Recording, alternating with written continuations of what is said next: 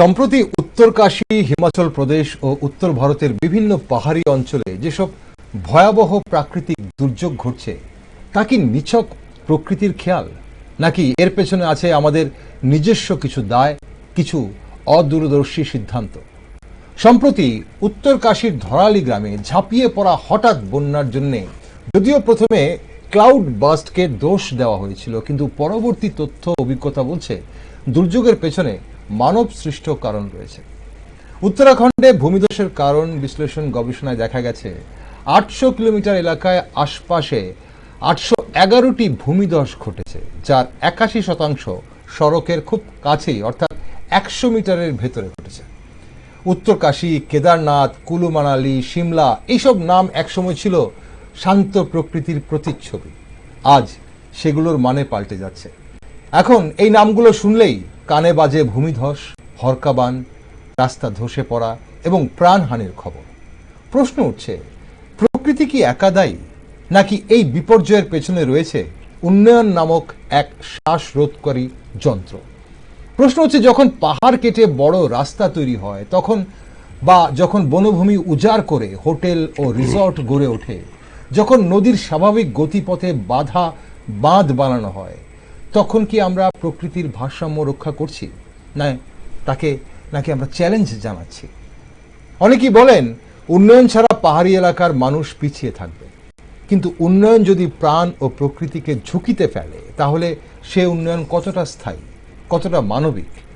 আমরা কি উন্নয়নের আর দুর্যোগের মাঝখানে আটকে গেছি, নাকি এখনো সময় থাকতে নতুন করে ভাবতে পারি কেমন উন্নয়ন চাই আমরা? পাহাড়ের সঙ্গে সহাবস্থান না শোষণ? এই প্রশ্নগুলো আজ শুধু নীতি নির্ধারকের জন্য নয়, আমাদের সবার জন্য খুব গুরুত্বপূর্ণ। নমস্কার, আমি দীপেন আর আপনারা দেখছেন নিউজ ভ্যানগার্ড। মানুষ কি নিজেই ডেকে আনছে প্রাকৃতিক দুর্যোগ?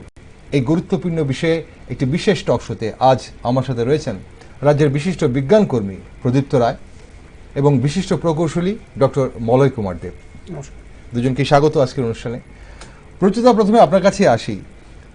এই যে উত্তর ভারতের বিভিন্ন পাহাড়ি অঞ্চলে যেসব ভয়াবহ প্রাকৃতিক দুর্যোগ ঘটছে, তা কি নিছক প্রকৃতির খেয়াল বলেই মনে করেন, নাকি আমরা মানুষেরও এর পেছনে কিছুটা দায়ী আছি? আপনি বক্তব্যের শুরুতেই বলেছেন যে ক্লাউড বাস্টের বিষয়টা যেটা প্রথম এসেছিল, পরে দেখা গেছে যে আসলে সেরকম নয়। ক্লাউড বাস্টের একটা ব্যাখ্যা আছে, সেটা হচ্ছে যে 1 ঘন্টায় যদি 100 মিলিমিটারের বেশি বৃষ্টিপাত হয় 10 স্কয়ার কিলোমিটার 10 স্কয়ার কিলোমিটার এরিয়াতে, তাহলে সেটাকে ক্লাউড বাস্ট বলে। সেখানে 8 থেকে 27 মিলিমিটার বৃষ্টি হয়েছিল, অর্থাৎ ক্লাউড বাস্টের ধারে কাছেও নেই। অর্থাৎ সেই তত্ত্বটি প্রথমেই আসছে না। 30 সেকেন্ডের মধ্যে ধরালি গ্রামটিকে ভাসিয়ে দিয়েছে, 500-র উপর প্রাণহানি ঘটেছে। এই ভয়াবহতার বিষয়টি প্রথমেই হিসেব করলে পরে আসবে যেটা একসঙ্গে এত জল কোথা থেকে এলো। প্রথম দেখা গেছে যে অ্যাকচুয়ালি এই যে হর্ষিল গ্রাম, সেটি ধারালি গ্রাম যেটা, এটা হর্ষিল বলে একটি মহকুমার অন্তর্গত। গঙ্গোত্রী আর হর্ষিলের মধ্যে ডিস্টেন্স হচ্ছে 30 কিলোমিটারের মতো। এই 30 কিলোমিটার অঞ্চলে প্রায় 10,000 গাছ কেটে ফেলা হয়েছে গত কয়েক বছরে। এটি 4 ধাম প্রকল্প বলে একটি আছে, রাস্তা নির্মাণ করা হচ্ছে। 4টি যে মূল ধাম আছে, কেদারনাথ, বদ্রীনাথ, 4 ধাম অল ওয়েদার যেটা হাইওয়ে এবং যমুনেত্রী, সেটা সংযোগ করার জন্য, সেজন্য 10,000 উপর গাছ কেটে ফেলা হয়েছে। এর ফলে দেখা গেছে যে মাটিতে যে জল শোষণ করার যে ক্ষমতা, সেটা ইতিমধ্যেই কমে গেছে, এবং তারপর সেই জমে যাচ্ছে জল, বিভিন্ন জলাধারগুলিতে জল জমে যাচ্ছে, এবং সেটা ওভারফ্লো হয়ে খুব অল্প সময়ের মধ্যে সেটা নেমে এসেছে পাহাড় বেয়ে। পাহাড়ে যেহেতু ঢাল থাকে, সেই ঢাল বেয়ে নেমে এসেছে। অর্থাৎ সেটা শুধু প্রকৃতির কারণে হচ্ছে সেটা তো আমরা বলতে পারি না। একটা ক্লাইমেট চেঞ্জের একটা বিষয় আছেই, গ্লোবাল ওয়ার্মিং হচ্ছে, আমরা আইসেস থেকে আস্তে আস্তে উষ্ণায়নের দিকে যাচ্ছি, প্রাকৃতিক কিছু কারণ তো আছে, কিন্তু প্রকৃতির এই যে কারণটা, সেটার থেকেও এখন বড় বিষয় হয়ে দাঁড়াচ্ছে যে গত কয়েক বছর যে ঘটনাগুলি ঘটছে তাতে হিউম্যান ইন্টারভেনশনটা কিন্তু ব্যাপকভাবে আসছে। আচ্ছা, আপনারা জানেন যে 2018-র 11 অক্টোবর তো অনশন করে মারা গেছিলেন, শহীদ হয়েছিলেন জিডি আগরওয়াল, আইআইটির প্রফেসর। তিনি এই যে গঙ্গা বাঁচানোর জন্য তিনি অনশন করে প্রাণত্যাগ করেছিলেন। ঋষিকেশ এইমসে উনি মারা গেছিলেন। তার আগে 111 দিন উনি অনশন করেছেন, কিন্তু ওনার সেই অনশনে কিন্তু সরকার বা রাষ্ট্রের তেমন কিছু যায় আসেনি এবং উনি মৃত্যুবরণ করেছিলেন, আমরা ওরা শহীদ হয়েছিলেন গঙ্গা বাঁচানোর জন্য। গঙ্গার উপর বিভিন্ন বাঁধ নির্মাণ করে যে বিভিন্ন প্রজেক্ট করা হচ্ছে, তাতে গঙ্গার গতিপথে যে বাধা সৃষ্টি করা হচ্ছে, তাতে বিভিন্ন গ্রামগুলো ছারখার হয়ে যাচ্ছে, বন্যা হচ্ছে এবং ল্যান্ডস্লাইড হচ্ছে। ভূমিধসের পরিমাণ দ্বিগুণ হয়ে গেছে এই কিছু কয়েক বছরের মধ্যে। তো এই যে সমস্ত ঘটনাগুলি ঘটছে, সেটা উষ্ণায়নের পাশাপাশি মানুষের যে ভূমিকা, মানুষ বলতে আসলে রাষ্ট্র এবং প্রশাসনের যে ভূমিকা, সেটা তো অনস্বীকার্য। এছাড়া বিভিন্ন জায়গায় যে নদীর গতিপথে, গতির অভিমুখে, মানে গতিপথের বাঁকের মধ্যে বিভিন্ন জায়গায় হোটেল রেস্টুরেন্ট খোলা হচ্ছে, হোমস্টে করা হচ্ছে, পর্যটক লাঞ্ছিত হচ্ছে। এখন মোট উত্তরাখণ্ডের জনসংখ্যা হচ্ছে 1,20,00,000, আর পর্যটক সেখানে গেছে 5 কোটির কাছাকাছি গত 1 বছরে বা 2 বছরে সম্ভবত। অর্থাৎ মোট জনসংখ্যার 3 গুণ 4 গুণের বেশি পর্যটক সেখানে যাচ্ছে। এতে কি হচ্ছে যে পর্যটক লাঞ্ছিত হচ্ছে। আর উত্তরাখণ্ডের একটা ব্যাপক অংশ হচ্ছে ধর্মীয় পর্যটনের জায়গা, শুধুমাত্র প্রাকৃতিক সৌন্দর্য দেখতে যায় না, ধর্মীয় পর্যটনের বিষয় আছে। ফলে সেখানে পর্যটকদের চাপ অনেক বেশি দিন দিন বাড়ছে। এবং পর্যটন থেকে আয় করার জন্য প্রকৃতির উপর এত বেশি হস্তক্ষেপ করা হচ্ছে, প্রকৃতিকে এত বেশি ধ্বংস সাধন করা হচ্ছে এবং প্রকৃতি তার প্রতিশোধ নিচ্ছে। সুতরাং আমরা অবধারিতভাবে বলবো যে শুধু প্রাকৃতিক কারণে এই ঘটনাগুলো ঘটছে না, মানুষের ব্যাপক ভূমিকা, প্রশাসনের ব্যাপক ভূমিকা, সরকার এবং রাষ্ট্রের ব্যাপক ভূমিকা আছে এই সমস্ত দুর্যোগের পেছনে। ওকে, আসবো আপনার কাছে আবারও। আপনি তো বলছেন এখানে শুধু প্রকৃতি দায়ী নয়। ডক্টর দেব রয়েছেন আমাদের থেকে। মৌলাবাবু, এই যে পাহাড়ি জনগণের ক্ষতি ও বাস্তুচ্যুতির একটা বিরাট কারণ বলা হচ্ছে এখানে গ্লেশিয়াল লেক আউটবার্স্ট, যে ফ্লাড। এখন প্রশ্ন হচ্ছে যে হিমবাহ সংলগ্ন এলাকায় বিস্ফোরণ, নির্মাণ এবং রাস্তা তৈরির ফলে যে গ্লেশিয়ারের তাপমাত্রা বাড়ছে, বরফ গলার হার বেড়ে যাচ্ছে। এখন আমরা কি পাহাড়কে উন্নয়নের জন্য উপযোগী করতে গিয়ে অস্তিত্বকেই ধ্বংস করছি বলে মনে করেন এই ব্যাপারটাতে? আমরা মানুষরাই কি দায়ী আসলে এইসব প্রাকৃতিক দুর্যোগের জন্য?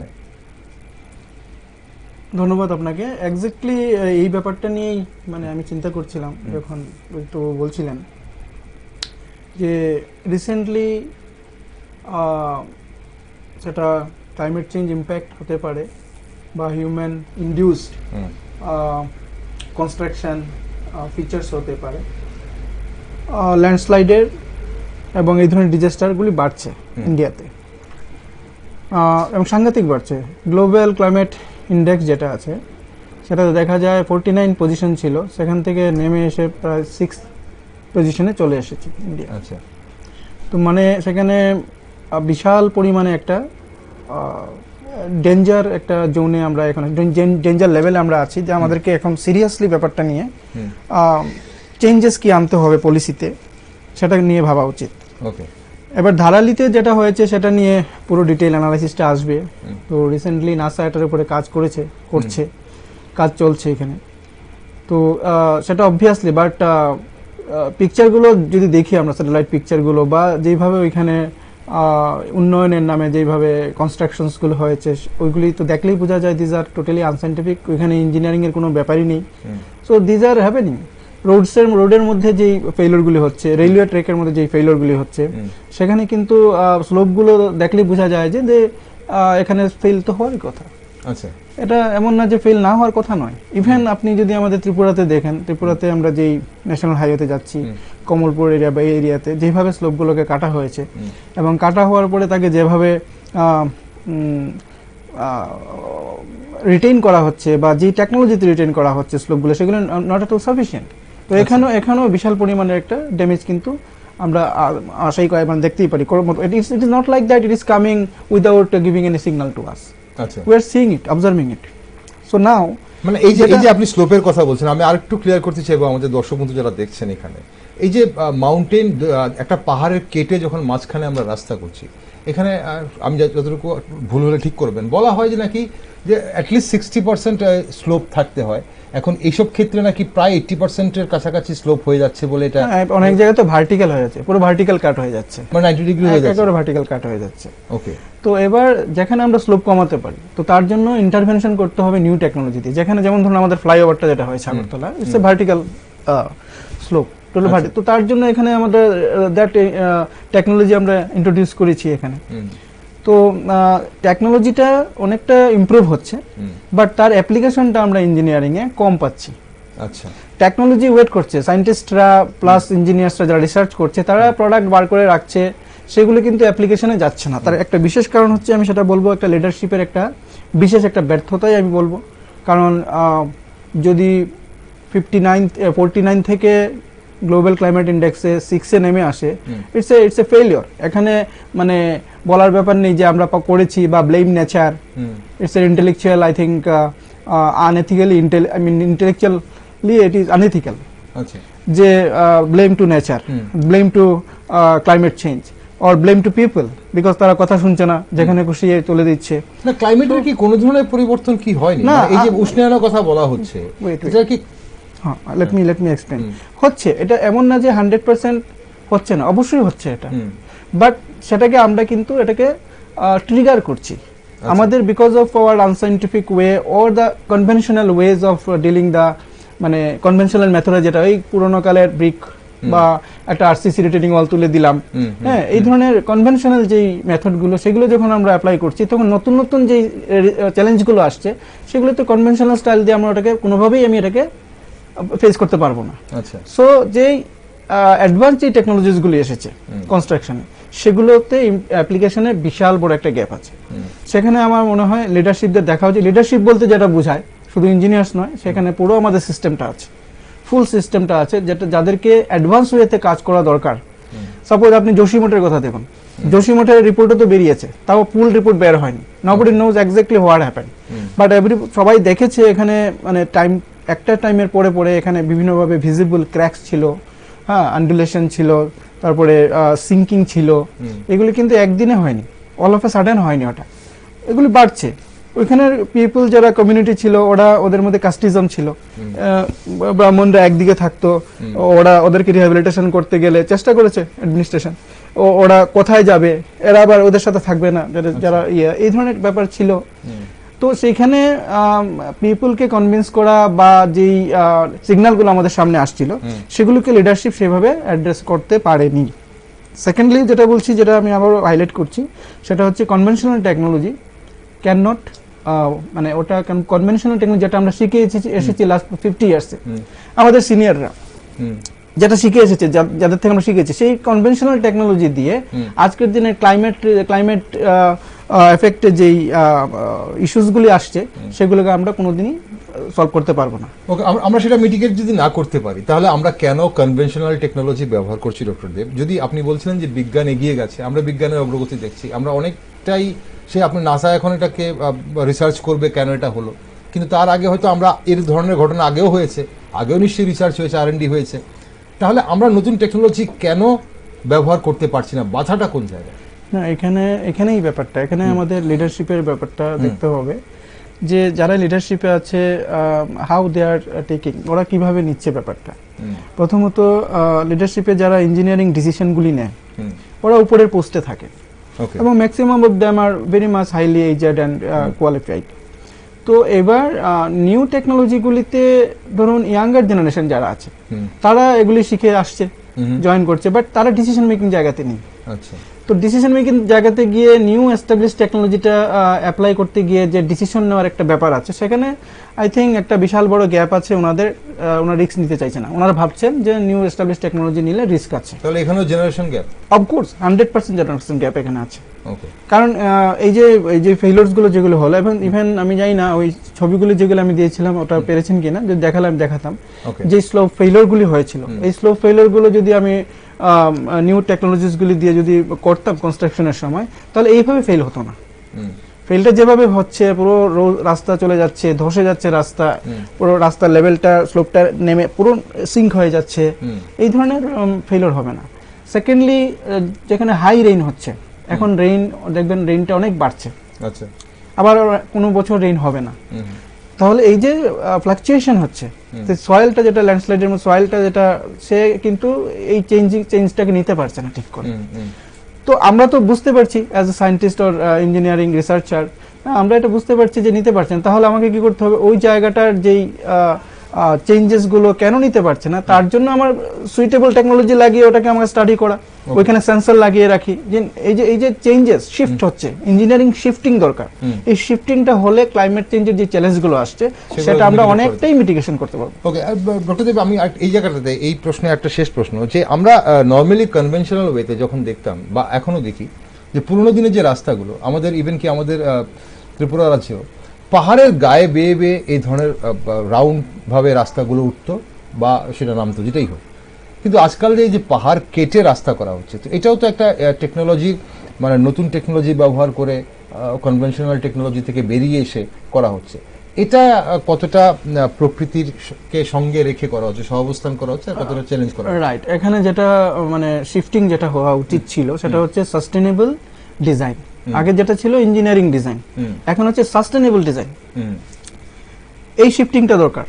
কেন বলছি, যখন একটা বড় রাস্তা হবে, ধর্মনগরে একটা বিশাল বড় ন্যাশনাল হাইওয়ে গেছে, দেখবেন ফ্লাড এবং ড্রেনেজের প্রবলেমটা এখানে বাড়ছে দিনকে দিন।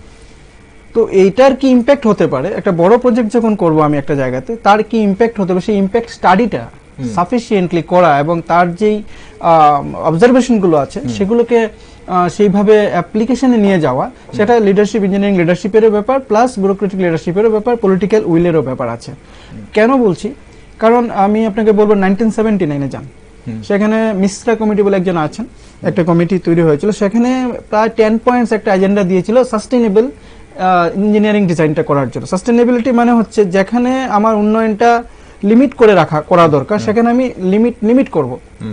যেটা আপনি বললেন একটু আগে যে এই 5 কোটি হয়ে গেছে উত্তরাখণ্ডের এখানের ব্যাপারটা, মানে পপুলেশন থেকে অনেক বেশি হয়ে গেছে সারা বছর ধরে, তো সেখানে আমি এটাকে লিমিট করব। তো লিমিট করে আমি এটাকে আমি ডাইভার্ট করে আরেকটা জায়গাতে করব, ছোট ছোট উন্নয়নগুলি আমি বিভিন্ন সিলেক্টিভ জায়গাতে করব, তাহলে সাস্টেনেবল হবে।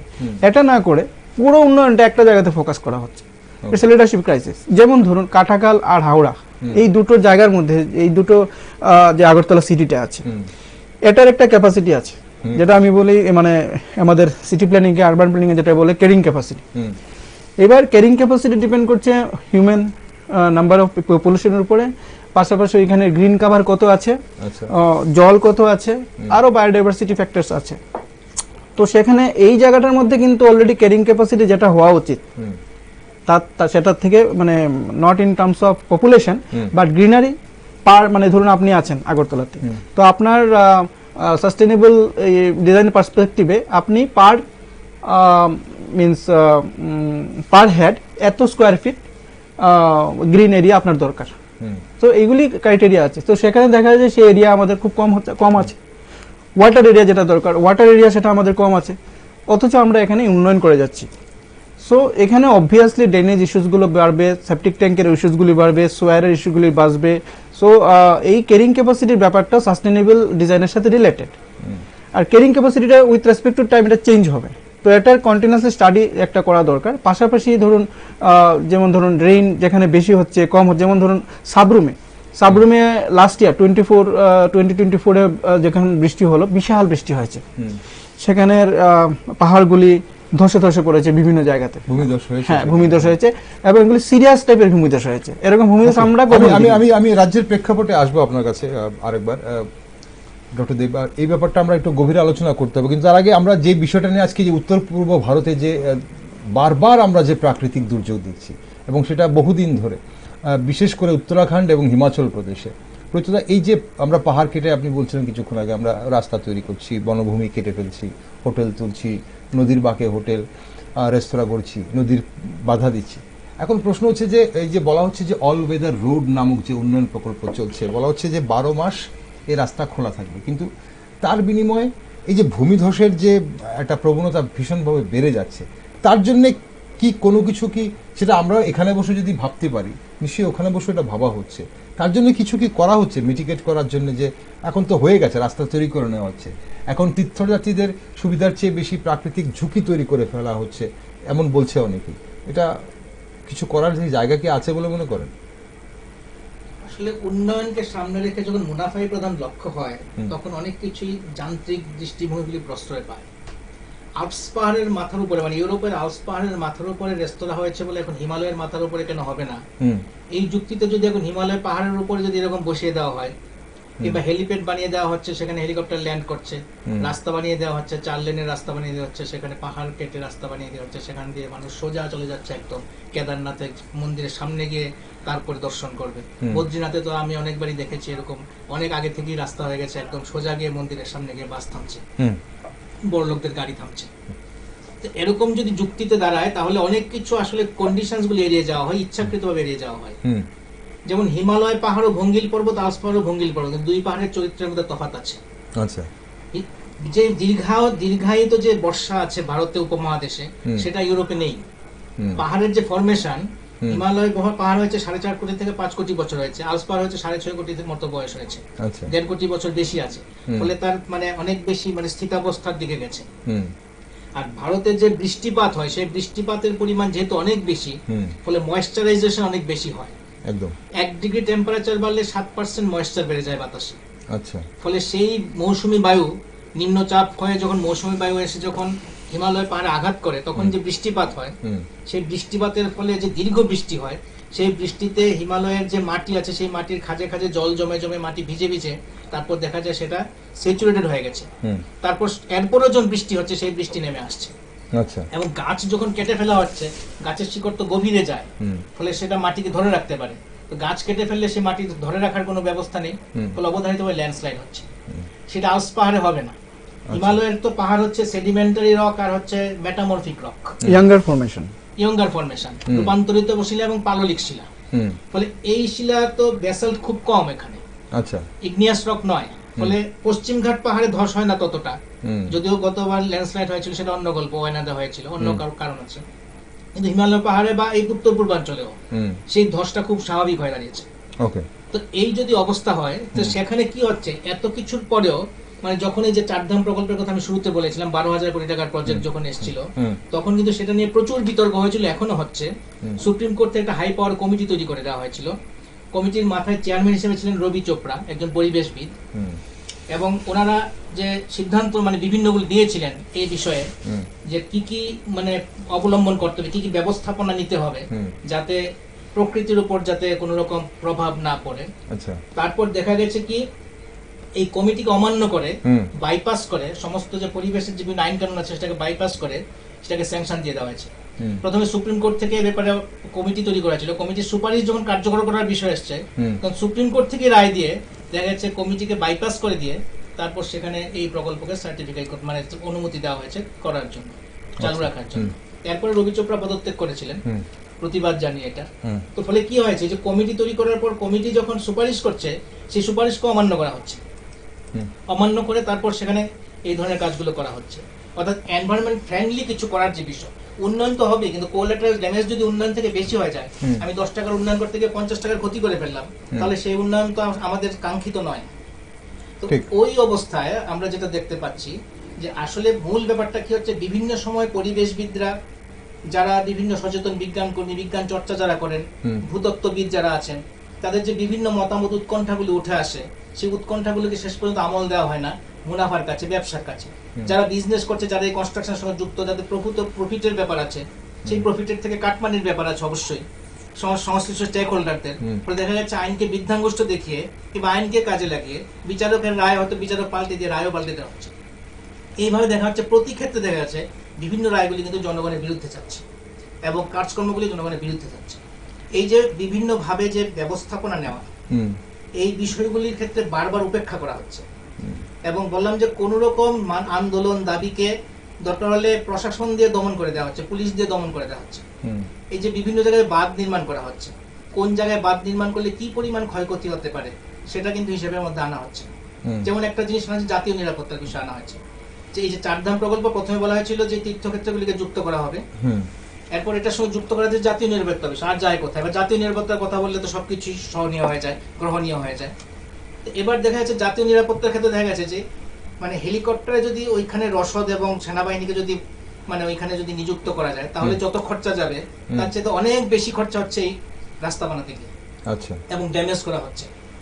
তার চেয়ে পকেটগুলিতে যদি ওইভাবে যদি মানে হেলিকপ্টার ব্যবহার করে যদি হেলিপ্যাড মানে যদি করে দেওয়া হতো তাতে অনেক কম খরচা হতো। কিন্তু ওই যে বললাম মানে নিরাপত্তার খাতিরে যদি নিরাপত্তার খাতিরে ভেস্টেড ইন্টারেস্ট যেখানে যুক্ত থাকে সেখানে উন্নয়নকে সামনে রেখে আসলে প্রফিটের একটা ব্যাপার থাকে তো, এবং প্রফিটের থেকে নানা রকম পার্সেন্টেজের ব্যাপার থাকে, শেয়ার মানি ব্যাপার থাকে, ফলে এইখানে গিয়ে বারবার দেখা যাচ্ছে যে আসলে দুর্নীতি এমন জায়গায় গেছে যে আসলে কিন্তু হচ্ছে মূল কারণগুলিকে উপেক্ষা করে, মূল যে দুর্যোগগুলি আসবে, যে ডিজাস্টার গুলো আসবে সেগুলি সম্ভাবনা উপেক্ষা করে দেখা যাচ্ছে যে কাজগুলিকে রূপান্তরিত করার জন্য একটা বিশেষ তাড়না দেখা যাচ্ছে।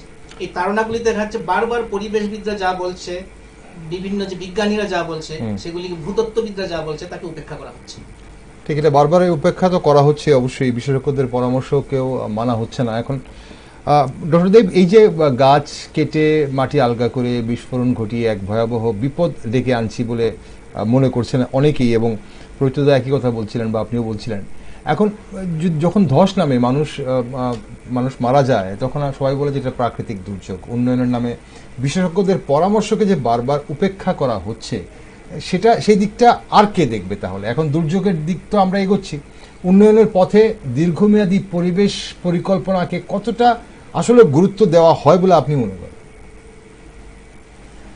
দেখুন, এটা এমন একটা ক্রিটিক্যাল ইস্যু আমাদের সিস্টেমের, এবং এটা থেকে বেরিয়ে আসতে গেলে জনগণকে মানে ব্লেম করা বা নেচারকে ব্লেম করা, এই যে একটা ট্রেন্ড আছে, এবং এই ট্রেন্ডের মধ্যে কিন্তু অনেক ধরনের পেশাদারী লোকেরাও ইনভলভ, যেটা মানে ইন্টেলেকচুয়াল ক্রাইসিস বলবো আমি, বা ইন্টেলেকচুয়ালি আনএথিক্যাল বলবো। কারণ হোয়েন আই এম সিইং, যখন আমি দেখছি যে এই প্রবলেমসগুলো তো আমার চোখের সামনে তৈরি হচ্ছে ডিউরিং কনস্ট্রাকশন, যেমন পাহাড় কাটা হচ্ছে, কেটে ফেলে রেখে দেওয়া হচ্ছে, বৃষ্টি আসছে, ধসে পড়ছে, সবাই দেখতে পাচ্ছে এগুলো হবে। তো এরকম একটা সিচুয়েশনে কোন দিকে যাচ্ছে ব্যাপারটা সবার কাছে ক্লিয়ার, বাট অ্যাকশনটা কে নেবে, যেটা আপনার প্রশ্ন, অ্যাকশনটা কে নেবে, এবার অ্যাকশনটা কে নেবে? এবার দেখুন, আমি একটা এক্সাম্পল দিচ্ছি, যেটা প্রদীপ্তবাবু বলেছিলেন যে $180 বিলিয়ন আমরা আমাদের ইকোনমিক লসেস হয়েছে কিভাবে, এই 400 এক্সট্রিম ওয়েদার ইভেন্টকে ফেস করতে গিয়ে। এই টাকাটা তো পাবলিক মানি। এবার এটা চাপ অটোমেটিক্যালি ঘুরে ফিরে পিপলের উপরেই আসছে। তো এই জায়গাতে আমি যেটা বলেছিলাম বারবার, যে লিডারশিপ যারা আছে, আমাদের লিডারশিপের মধ্যে সেই পলিটিক্যাল উইল এবং সেই means modified bureaucratic system required, এবং টেকনিক্যাল ইঞ্জিনিয়ারিং যে ইনোভেশনস গুলো হচ্ছে, নিউ টেকনোলজি যেগুলি আসছে, সেগুলোকে অ্যাপ্লিকেশনে নিয়ে যাওয়ার জন্য।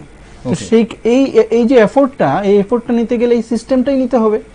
এই সিস্টেমে যারা লিডারশিপে আছেন তাদেরকে এই ব্যাপারটা ভাবা উচিত, কারণ এরা লিড করছেন আলটিমেটলি পিপলকে।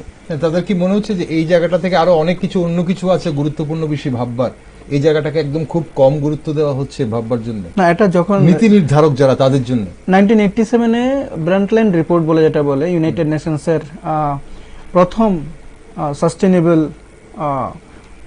লাইফ, সাস্টেনেবল ডিজাইন, এই টার্মটা এসেছে ব্রান্টল্যান্ড রিপোর্টে 1987-এ।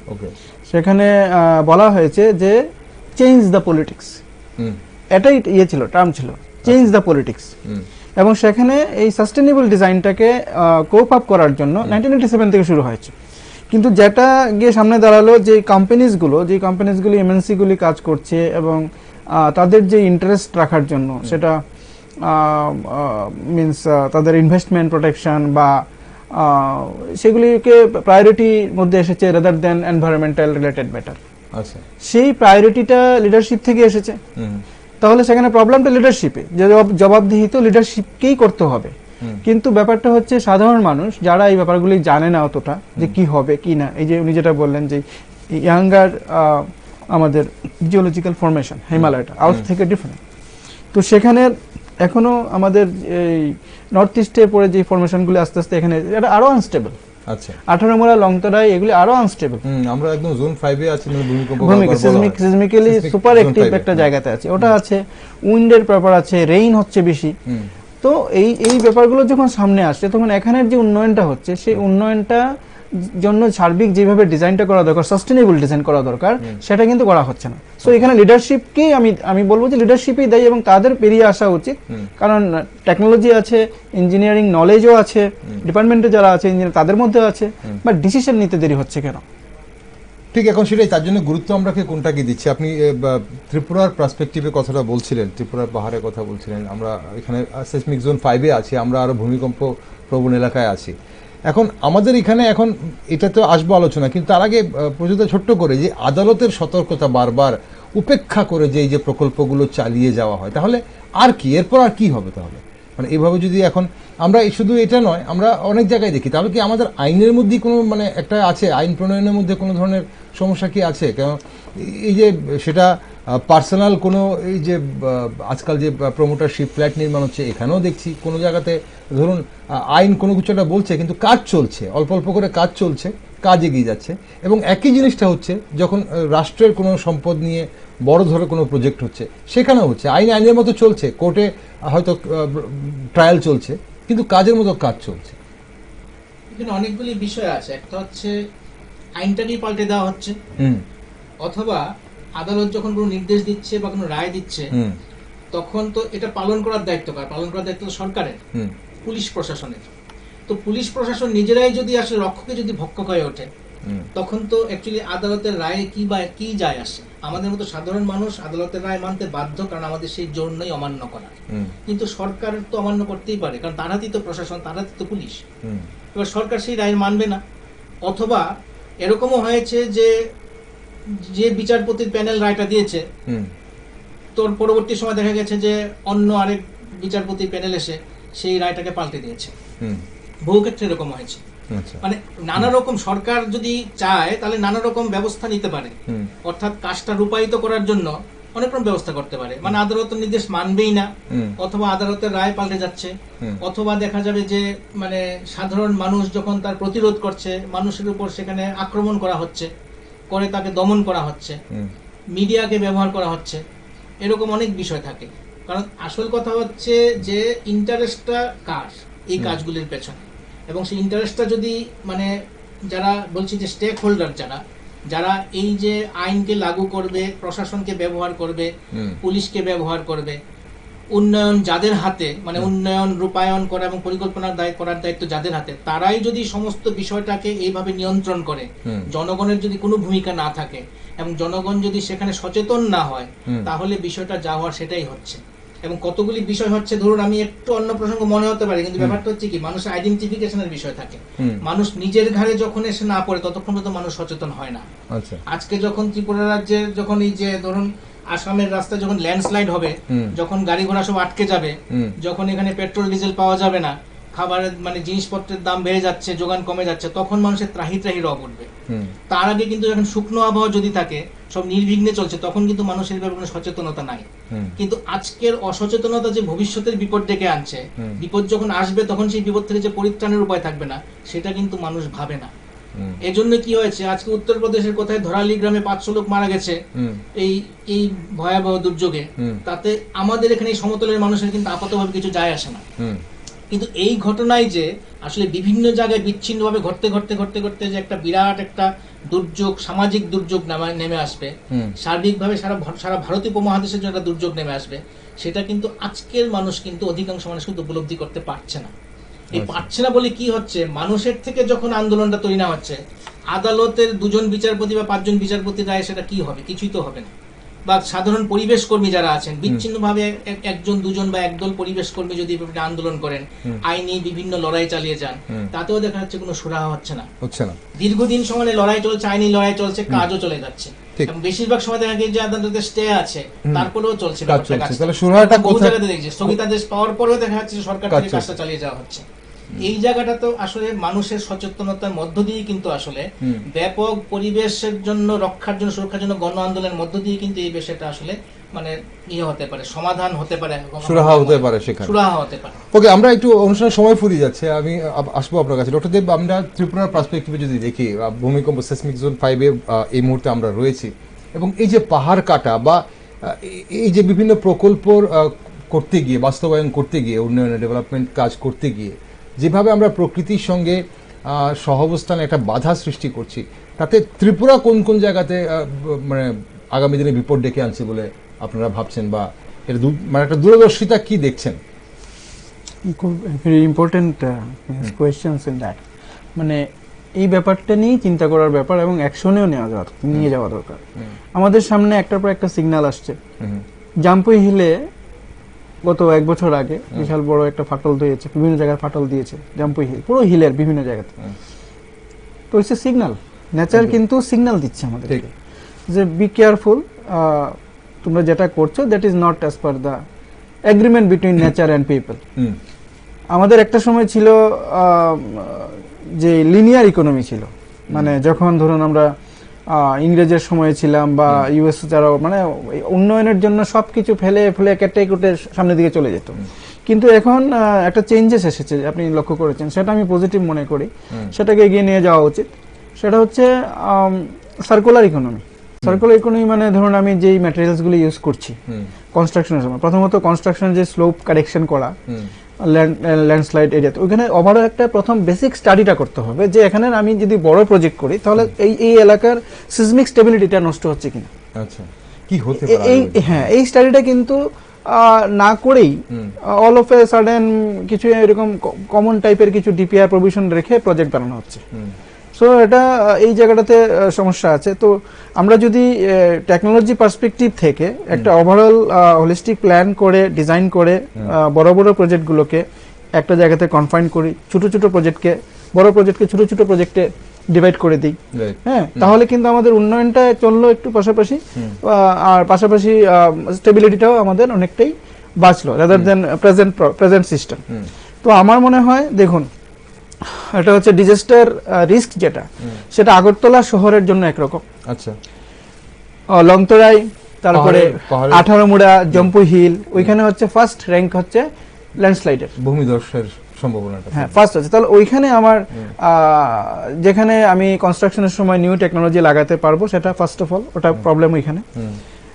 এবং পাশাপাশি সেন্সর বেসড অবজারভেশন, এখন কি করছে, জুনিয়র ইঞ্জিনিয়ারকে পাঠিয়ে দিচ্ছে, যেতে পারছে না, রাস্তা খারাপ, এরকম সেন্সর লাগিয়ে দেবে এখানে, সেন্সর থেকে অবজারভেশন আপনার মোবাইলে চলে আসবে জুনিয়র ইঞ্জিনিয়ারদের।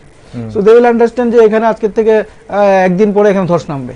আচ্ছা, ঠিক আছে। তো এই জিনিসগুলোকে অ্যাপ্লাই করা দরকার। তো ল্যান্ডস্লাইড হচ্ছে ওই এরিয়াটার জন্য, আর যে প্লেনস এরিয়া যেগুলি সেগুলি হচ্ছে ড্রেনেজ প্রবলেম।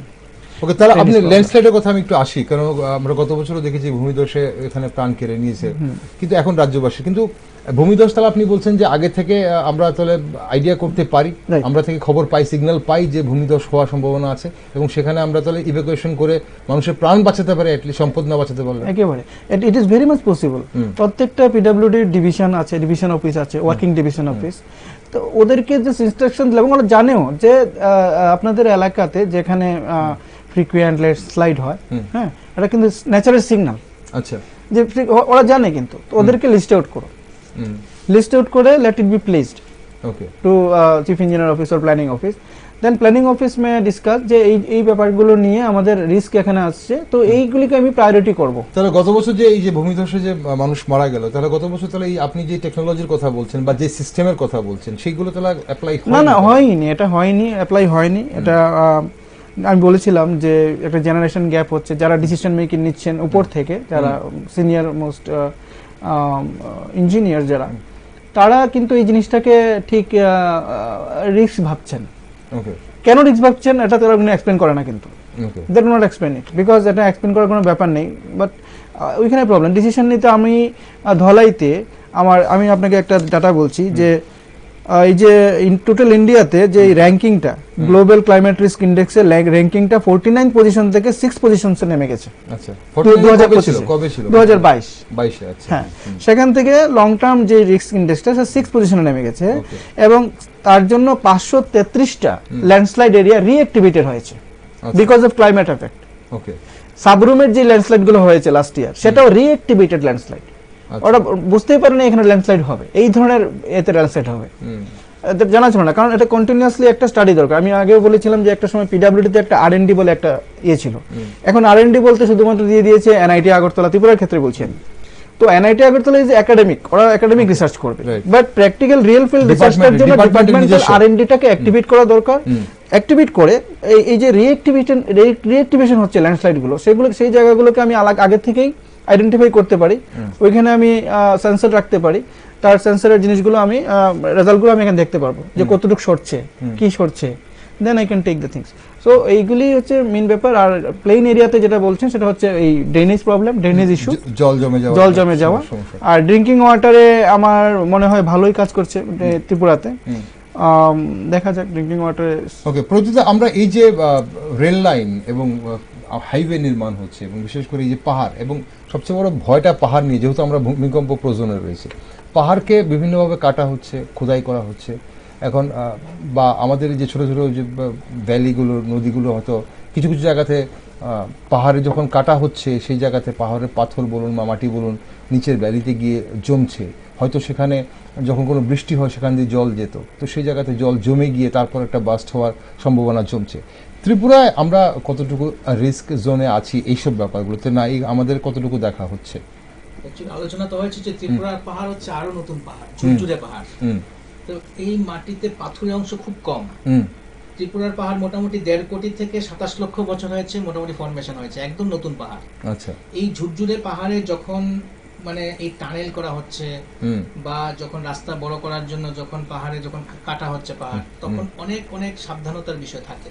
আচ্ছা, কিন্তু অনেক সময় দেখা যায় কি কিছু শর্টকাট রাস্তা নেওয়া হয়। এই শর্টকাট রাস্তা নেওয়া হয়, তাছাড়া ওই যে বললেন যে কমিয়ে দেওয়া হয়, মানে সোজা রাস্তা সোজা করার জন্য, ডিসটেন্স কমানোর জন্য বাঁকটা কমিয়ে দেওয়া হয় পাহাড়ে। এবার এগুলি কোন জায়গায় বাঁক কমালে কতটা ক্ষয়ক্ষতি হবে এই বিষয়গুলো কিন্তু সঠিক অ্যাসেসমেন্ট হচ্ছে না। তো ফলে কি হচ্ছে, ঝুরঝুরে পাহাড়ে যখন মানে কোনো এরকম ভাবে মানে পাহাড় কাটা হচ্ছে, তখন কোন জায়গায় পাহাড়ে কতটা পাথুরে আছে, মানে এটা তো ভূতাত্ত্বিক বিশ্লেষণের বিষয় আছে, তো জিওলজিক্যাল পার্ট। হ্যাঁ, এটা হচ্ছে মানে খুব কঠিন একটা জিওলজিক্যাল, কঠিন বলতে আমি বলছি একটু মানে গুরুতর জিওলজিক্যাল বিষয় এটা, কিন্তু সেই জায়গাটায় কিন্তু নজর দেওয়া হচ্ছে না। সেখানে দেখা যাচ্ছে যে অনেক বাণিজ্যিক লাভের বিষয় আছে, মানে প্রফিট ম্যাক্সিমাইজেশন ব্যাপার আছে, সেখানে অনেক কম্প্রোমাইজ করা হচ্ছে। এই কম্প্রোমাইজ করার পরে কিন্তু এই যে ধসগুলি বেড়ে যাচ্ছে, মানে কোনো কোনো জায়গায় দেখা গেছে যে হয়তো অনেকদিন ধরে কাজটা আটকে আছে, কোন একটা পাথুরে জায়গা, এই জায়গা দিয়ে টানেল কাটা খুব মুশকিল হচ্ছে, কিংবা কেটে রাস্তা করা খুব মুশকিল হচ্ছে, রাস্তাটা ডাইভার্ট করে দিয়ে যে জায়গায় পাহাড়টা নরম ঝুরঝুরে সেই জায়গা দিয়ে কেটে দেওয়া হচ্ছে, কেটে দিয়ে রাস্তাটাকে করে দেওয়া হচ্ছে। এতে কি হচ্ছে যে কম্প্রোমাইজ করা হচ্ছে, এতে কিন্তু ভূমিধসের মানে সম্ভাবনা বেড়ে যাচ্ছে। ঠিক সেরকম কাজটা সব জায়গায়, যে ব্রডগেজ লাইন যে করা হয়েছে নর্থ ইস্টে, এই ব্রডগেজ লাইনের বিভিন্ন জায়গায় একজন ভূতাত্ত্বিক আসাম ইউনিভার্সিটির, শিলচর ইউনিভার্সিটির, ওনার একটা লেখা পড়েছিলেন, উনি বলেছিলেন যে আসলে ব্রডগেজ করার মতো পাহাড়ের মানে নেই, মানে কি বলে এটাকে, মানে সেই চরিত্রই নেই নর্থ ইস্টে করার মতো। ব্রডগেজ নাকি জোর করে করা হচ্ছে, মানে এইবার ব্রডগেজ করার মধ্য দিয়ে অনেক কিছু সুবিধা আসছে, কিন্তু সেই সুবিধাটা ভবিষ্যতে কি কি সমস্যা সৃষ্টি করবে, কি কি বিপর্যয় আনবে, সেই ব্যাপারগুলো তো মাথায় রাখার বিষয় আছে। যেমন বিভিন্ন জায়গায় মিজোরামে চলে গেছে, মানে রেল লাইন চলে গেছে এখন আইজল পর্যন্ত, যে বিভিন্ন জায়গায় যে লাইন নিয়ে যাওয়া হচ্ছে এবং মনিটর গেজ যে ব্রডগেজ করা হচ্ছে, এই ব্রডগেজ করার ফলে যে ড্যামেজ হচ্ছে, যে ক্ষয়ক্ষতি হচ্ছে, সেটা ভবিষ্যতে কি আরো বড় ক্ষয়ক্ষতি নিয়ে আসবে কিনা, এই বিষয়গুলি কিন্তু ভাবা হচ্ছে না। সেই জন্য দেখা যাচ্ছে যে আসলে ভূমিধসের পরিমাণ কিন্তু অনেক বেশি বেড়ে গেছে ব্রডগেজ লাইন করার পরে। আচ্ছা, এখন এবার কি হচ্ছে যে এবার নর্থ ইস্টের বৃষ্টিটা কি হচ্ছে, অনেকদিন সমানে হচ্ছে, কিন্তু একসঙ্গে প্রচুর বৃষ্টি এবার হয়নি বলে কিন্তু সেরকম ক্ষয়ক্ষতি হয়নি, গতবারের থেকে এবার কিন্তু ক্ষতিটা কম হয়েছে। এবার বৃষ্টি থেমে থেমে হচ্ছে, বৃষ্টি হচ্ছে, ভলিউম কম হচ্ছে। এই যে ধরালিতে যে বিপর্যয়টা হয়েছে, একসঙ্গে ভলিউম প্রচুর নেমে আসছে জলের, এটা ত্রিপুরাতে হচ্ছে না বলে এখন বেঁচে গেছে। একবার শুধু এই গত এক মাস আগে মানে জল জমে গেছিল, একটা বন্যা পরিস্থিতি তৈরি হয়েছিল। গতবার সেটা আরো বেশি হয়েছিল, আগস্ট মাস বা সেপ্টেম্বর মাসে সম্ভবত হয়েছিল, আগস্টের 24 তারিখ হয়েছিল। তো আগস্টের 24 এখনো আসেনি, মানে এখনো যে বৃষ্টি হবে না সেটা আমরা বলতে পারছি না। ভবিষ্যতে আরো বৃষ্টি আছে, আগামী 15-20 দিনের মধ্যে আরো বৃষ্টি আসবে, তখন এরকম হবে কিনা জানি না। 2 ঘন্টা টানা যদি বৃষ্টি হয় তাহলে কিন্তু ভয়াবহ পরিস্থিতি তৈরি হয়ে যায়। এটা হচ্ছে কি ড্রেনেজ সিস্টেমের সমস্যা আছে, শহরের চারপাশে, তো আগরতলার চারপাশে দেখেছি কিভাবে জল জমে যাচ্ছে। বৃষ্টি হলে জল জমে যাওয়া বা এই ধরনের ভূমিধসের সম্ভাবনা তো বেড়ে যাচ্ছে। এখন সেই ঘটনা কিন্তু অনেক বেশি, মানে পরিণতিটা কিন্তু অনেক আগের থেকে অনেক বেশি শোচনীয় হচ্ছে না। কিন্তু আমরা তো সবচেয়ে বেশি এই মুহূর্তে যেটা উদ্বেগের বিষয় হচ্ছে যে আমরা সেসমিক জোন 5-এ আছি, যে কোনো মুহূর্তে একটা ছোট্ট ঝটকাও কি আমাদের কি আরো বেশি বিপদ ডেকে আনতে পারে, মানে সে তো আনতেই পারে, সম্ভাবনা তো আছেই। আমরা বহুদিন ধরে শুনছি যে ত্রিপুরা মানে জোন 5-এ আছে, তাও সেরকম মানে বড় ধরনের কোনো বিপর্যয় এখনো আসেনি, কিন্তু বিপর্যয়ের সম্ভাবনা তো আছেই। এবং সেই সম্ভাবনাকে মাথায় রেখে অ্যাকচুয়ালি ডিজাস্টার ম্যানেজমেন্ট কি করা হচ্ছে সে তো আমরা দেখতে পাচ্ছি। তেলিয়ামুড়াতে চাকমাঘাটের যে ঘটনা হচ্ছে তার থেকে তো বুঝেছি আসলে প্রস্তুতি কি আছে। বাগাড়ম্বর ঢক্কানিনাথ যা হচ্ছে বাস্তবে কি আছে, দেখা যাচ্ছে যে যখন বিপদ আসে তখন বিপদ থেকে পরিত্রাণ পাওয়ার আর কোনো উপায় থাকে না। তো সেরকম ভাবেই যখন বিপদ আসবে তখন আমরা বলতে পারবো আসলে তার থেকে পরিত্রাণের কি উপায় আছে। কিন্তু প্রিকশনটা হচ্ছে আসল। বিপর্যয় ঘটার পরে তার থেকে পরিত্রাণের থেকে বড় বিষয় হচ্ছে আগের থেকে বিপর্যয়কে না আসার জন্য কি ব্যবস্থাপনা নেওয়া হচ্ছে। সেখানে কিন্তু একটা চরম গাফিলতি আছে। সেখানে কিন্তু যে কমার্শিয়ালাইজেশনটা প্রাধান্য পাচ্ছে, বিজ্ঞান এবং প্রযুক্তিটা কিন্তু সেখানে প্রাধান্য পাচ্ছে না। আধুনিকতম বিজ্ঞান এবং প্রযুক্তিকে ব্যবহার করে মানুষের জন্য সাস্টেইনেবল টেকনোলজি নিয়ে আসা এবং সাস্টেইনেবল সমস্ত প্রজেক্ট নিয়ে আসা, এই ব্যাপারটা কিন্তু গুরুত্ব দেওয়া হচ্ছে কম। আজকের লাভ কালকের লাভ পরশুর লাভটাকে বেশি গুরুত্ব দেওয়া হচ্ছে। আপনাদের সাজেশন কি? আপনাদের আমার জাস্ট 2-3 মিনিট সময় আছে অনুষ্ঠানে। প্রথমে আপনার কাছেই আসি প্রীতদা। আমরা পুরো আপনারা তো বললেন, ব্যাখ্যা করলেন ঘটনা। আমরা শুধু প্রকৃতিকে দায়ী করলে হবে না, প্রকৃতির সঙ্গে ছেড়খাড় আমরাই করছি মানুষেরা। এখন উন্নয়নের জন্য সেটা করতে হবে, ডেভেলপমেন্ট করতে হবে, রাস্তা তো বানাতে হবে। এখন যারা পাহাড়ে থাকছেন, যারা উঁচু জায়গায় থাকছেন, তাদের কাছে পৌঁছতে গেলে রাস্তা তো তৈরি করতেই হবে। তাহলে অপশন কি আপনাদের সাজেশন কি আছে? এখন কথা হচ্ছে মানুষের কাছে তো পৌঁছতে হবে, উন্নয়ন পৌঁছে দিতে হবে। প্রথম কথা উন্নয়ন পৌঁছানোর ক্ষেত্রে প্রথমেই বলেছি যে উন্নয়ন করতে গিয়ে পারিপার্শ্বিক ক্ষয়ক্ষতি কতটা হবে সেটাই মাথায় রাখতে হবে। রেশিওটা কি হবে? আমি 10 টাকার ক্ষতি করে 30 টাকার উন্নয়ন করতে পারি, কিন্তু 10 টাকার উন্নয়ন করার জন্য 30 টাকার ক্ষতি করতে পারি না। আজকের আমি 10 টাকার উন্নয়ন করে আমি 5 টাকা পকেটে নিয়ে নিলাম, আর সাধারণ মানুষের জন্য 30 টাকার ক্ষতি হয়ে গেল। তাতে যার লাভ হলো তার লাভ হলো, কিন্তু সাধারণ মানুষ সচেতন যদি না হয় তার কিন্তু ব্যাপক ক্ষতি হয়ে যাবে। এই বিষয়টা মাথায় রাখতে লাগবে। আর দ্বিতীয় হচ্ছে যে পরিবেশবিদরা, যেমন একটা কথা আছে কম্প্রিহেন্সিভ এনভায়রনমেন্টাল ইম্প্যাক্ট অ্যাসেসমেন্ট, অর্থাৎ এনভায়রনমেন্টাল ইম্প্যাক্ট অ্যাসেসমেন্ট করে তারপরেই কাজে এগোনোর কথা। এবং অ্যাসেসমেন্ট হয় না যে তা না, অ্যাসেসমেন্ট হয়। হওয়ার পরে দেখা যাচ্ছে অ্যাসেসমেন্ট হওয়ার পরে যে নেগেটিভ এফেক্টগুলোর কথা সামনে আনা হয় সেগুলি নিয়ে কিন্তু তারপরে ধীরে ধীরে ধামাচাপা পড়ে যায়। কারণ ওই যে প্রজেক্টটা আনতে হবে, প্রজেক্ট সাকসেস করতে হবে, প্রজেক্টকে ইমপ্লিমেন্ট করতে হবে, এটাই প্রাধান্য পায়। তার যে ইম্প্যাক্টগুলো হবে, অ্যাডভার্স যে এফেক্টগুলো হবে, নেতিবাচক যে বিভিন্ন যে ফলাফলগুলো হবে, সেটি যখন সামনে আনা হয় পরিবেশবিদরা বা বিভিন্ন বিজ্ঞানীরা বিভিন্ন যখন আনেন সেই বিষয়গুলি, তখন কিন্তু সেগুলি আলোচনা হওয়ার পরে যখন দেখা যায় যে না এগুলি মানতে গেলে দেখা যাচ্ছে যে প্রজেক্টটাই করা যাবে না, অতএব আমাকে এগুলিকে বাইপাস করে যেতে হবে। পরিবেশের বিভিন্ন যে আইনগুলো আছে, মানে ট্রাইব্যুনালের যে বিভিন্ন যে নিয়মগুলো আছে, নির্দেশিকাগুলো আছে, সেগুলিকে মেনে চললে আমাকে প্রজেক্টটাই করা যাবে না, বা প্রজেক্টটাতে আমি যে টার্গেট নিয়েছি প্রফিটে সেই প্রফিটটা অ্যাচিভ করা যাবে না, তখন সেগুলিকে কিন্তু বাইপাস করে দেওয়া হচ্ছে। পরিবেশবিদদের বা বিশেষজ্ঞ কমিটির যে বিভিন্ন নির্দেশিকাগুলো সেগুলিকে অমান্য করা হচ্ছে। এগুলি যদি করা হয় তাহলে এই বিপর্যয় আসবেই। আমরা বলবো বিজ্ঞান কর্মী হিসেবে যে পরিবেশবিদ, সমাজতত্ত্ববিদ এবং বিভিন্ন যারা আছে সমাজের বিভিন্ন যে মানে অন্যান্য দিকের যে মানুষগুলো আছে, শুধু রাজনীতিবিদ, প্রশাসনিক যে লোকজন, তারা শিল্পপতি, কর্পোরেটরা নয়, যারা পরিবেশ নিয়ে কাজ করেন, যারা সমাজ নিয়ে কাজ করেন, যারা মানুষের সুচিন্তক, তাদের পরামর্শ শুনে কাজ করতে হবে এবং জনগণকে সচেতন হতে হবে। ওকে, মলয়বাবু আপনার পরামর্শ, আপনার সাজেশন কি? আমি যেটা বলছি যে পুরো ব্যাপারটা তো অ্যাকচুয়ালি গ্লোবাল ফিনোমেনা থেকে আসছে। ইউরোপ এবং আমেরিকা ওরা হচ্ছে totally responsible for this climate impact basically. তো ওরা শুধরে নিচ্ছে এখন, ওরা শুধরে নিচ্ছে এবং ডেভেলপিং কান্ট্রি আমাদের উপরে বিভিন্ন ধরনের ইম্পোজ করছে, বিভিন্ন পলিসিস ইম্পোজ করছে। ওদের এখানে সাস্টেনেবিলিটিকে ওরা এখন প্রায়োরিটি দিচ্ছে, বিকজ দে সাফার্ড মোস্ট। কিন্তু ওই জায়গাটা তাহলে আমাদের কি করা উচিত? ওদের ফেলে দেওয়া টেকনোলজি, ওদের ফেলে দেওয়া ডিজাইন সিস্টেম, সেটাকে আমরা এখানে ইমপ্লিমেন্ট করছি আমাদের leadership. That should not be done. ঠিক, আমার কাছে আমার নিজস্ব টেকনোলজি আছে। Yes, we have the power, we have the capability. আমাদের ক্যাপাবিলিটি আছে, এটা আছে। আরেকটা যেটা আমি বলবো যে নেচারকে ব্লেম দেওয়ার ব্যাপার নেই। What we are getting because of our own deeds, nature is giving us back. তো save nature then save people, that should be the message from me. প্রকৃতিকে বাঁচালেই আমরা বাঁচবো, কারণ প্রকৃতি মানুষের বশীভূত নয়, বরঞ্চ মানুষ প্রকৃতির বশীভূত। অসংখ্য ধন্যবাদ ডক্টর দেব আপনাকেও। আপনাকে অসংখ্য ধন্যবাদ আজকে এই গুরুত্বপূর্ণ আলোচনায় অংশগ্রহণ করার জন্য। দর্শক বন্ধুরা, উত্তরাখণ্ড ও হিমাচল প্রদেশ সহ উত্তর ভারতের পাহাড়ি এলাকায় সাম্প্রতিক ভূমিধস, হরকাবান ও হিমবাহ ভেঙে বন্যার ঘটনায় একটা বিষয় স্পষ্ট: অবৈজ্ঞানিক উন্নয়ন ও পাহাড় কাটা প্রকৃতি ও মানুষের জন্য বিপর্যয় ডেকে আনছে। আসলে উন্নয়ন তখনই সত্যিকারের উন্নয়ন হয় যখন তা প্রকৃতির সঙ্গে সহাবস্থান করে হয়। প্রকৃতিকে প্রতিপক্ষ বানিয়ে কখনোই টেকসই ভবিষ্যৎ গড়া সম্ভব নয়, সাস্টেইনেবল ফিউচার সম্ভব নয়।